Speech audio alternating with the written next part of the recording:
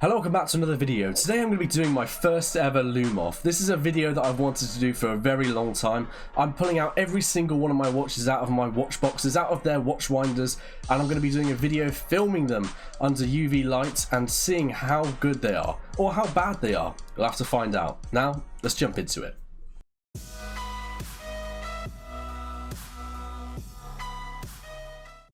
So now we're jumping into the video. I have to say that to make this video a bit more scientific, I'm going to be using a UV torch to charge up the luminescence on each watch for 30 seconds before filming to give each watch a fair chance. Now for the baseline, I've got the Casio Marlin here. It's only a £60 watch, don't be too harsh on it. It's faded very quickly, lasting a grand total of 3 minutes, but hey, that's a long time in my eyes, don't you worry lads, I got you. Now up next we also have the San Martin and the Kronos, so I'm making myself laugh now, and these two are very comparable. £10 difference in price between these. The Kronos is 140 and the San Martin is 130. Now, just giving an initial impression, I would say that the Kronos is doing a little bit better because the hands are quite a bit more visible than the San Martins.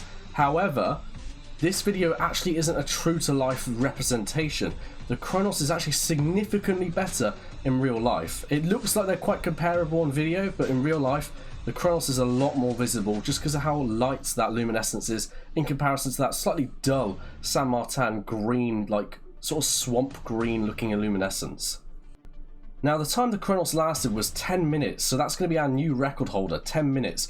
And the San Martin lasted a little bit less than that. I awarded it 7 minutes because after that it got really hard to see. Okay, here we have a massive price difference. We have the Mido versus the Cavalli. The Cavalli is on the right and the Mido is on the left.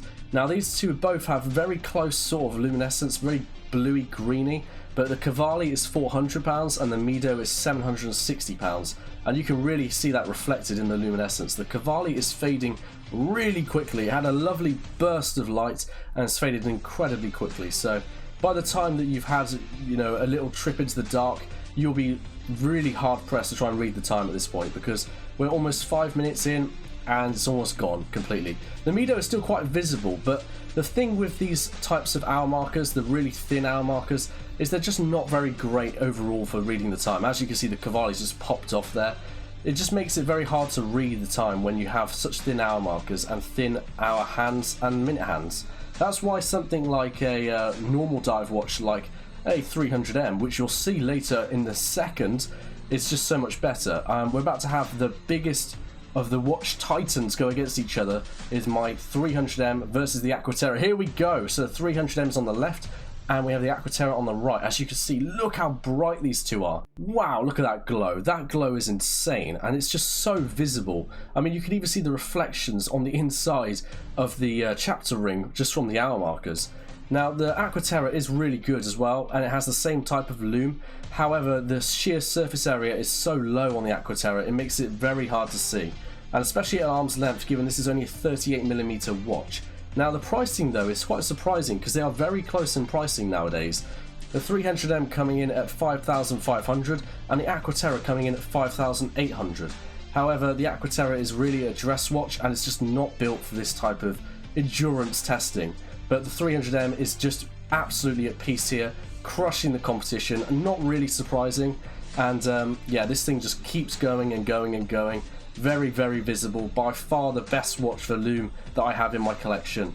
Now, I would say that this has been a bit of a surprising video, but not really for number one. I'd say the second place has been the one that's really surprised me the most, because I've awarded second place to not the Aqua Terra, but instead the Kronos. And number 3 is also not the Aqua Terra, but it said the Mido. Yeah, I just think the Aqua Terra is a little bit of a letdown with the luminescence. I mean, it's still going strong, almost like 20 minutes into this, but it's not really visible, opposed to the Omega 300M, which is very visible.